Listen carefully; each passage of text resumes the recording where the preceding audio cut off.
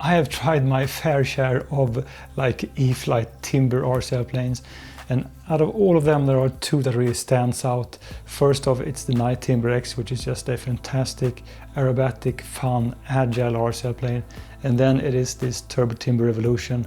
And I know that they have like the twin timber also, a little bit larger with two engines. But I prefer this one just because I'm not really too fond of like twin motor RC airplanes in general. And I think this one, I mean, it's nothing wrong with how this one flies. On the contrary, you can do so many things. It's really a forgiving and at the same time really fun RC airplane to fly. And in this like 1.5 meter wingspan category then, I mean, it's really difficult to fault this RC airplane. I'm digging it just a lot. So let's go outside then and do another flight on this Turbo Timber Evolution.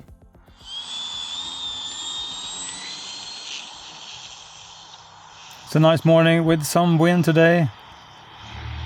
I have a 3S 2200 milliamp battery inside this plane then.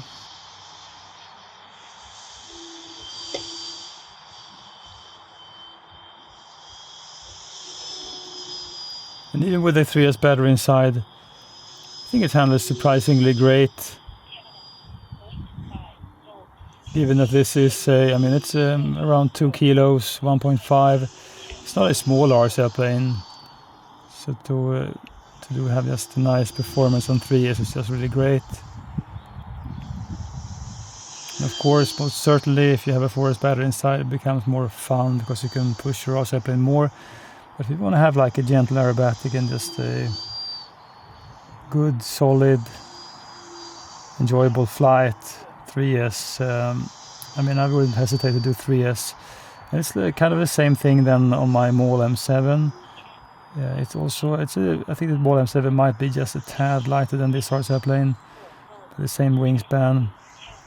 And the MAL M7 also flies great on 3S. But of course, I do have a little bit more of telemetry warnings when I push this one because I have to go higher on the throttle just to have it fly like the way I like it. So maybe you do push it like 20% more. And of course, if you do keep on pushing it, the battery will drain faster than on 4S.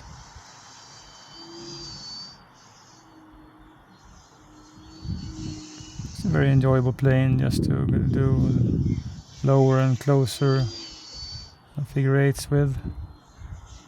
It's a little bit windy, but it doesn't seem to influence this one in any way to be concerned about.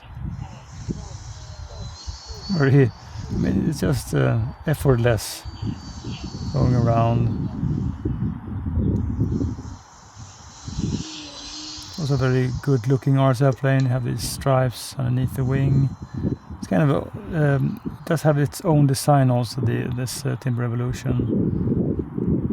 So although they have like the twin timber then, I'm not too fond of how the twin timber looks. So I won't purchase one.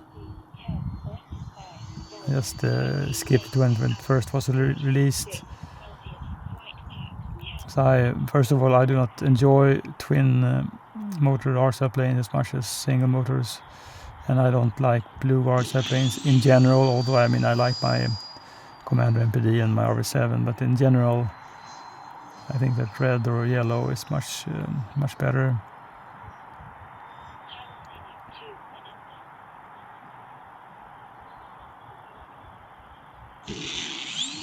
Touch and goes are really nice with this plane.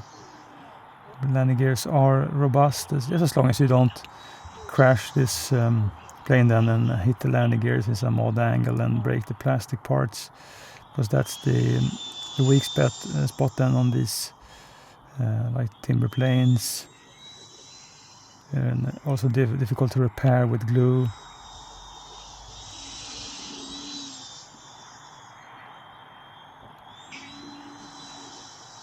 The wind comes and goes. Right now it's quite calm. It's usually the case then when you're flying at the morning, just because when the sun starts to hit the ground, it creates a lot of turbulence, and then wind starts to shift and move around.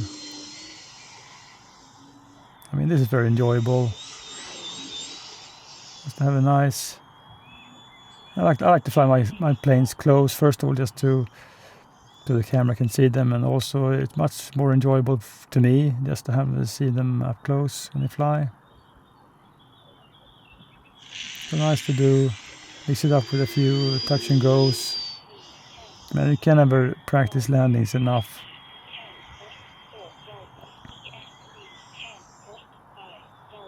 So a lot of telemetry readouts then.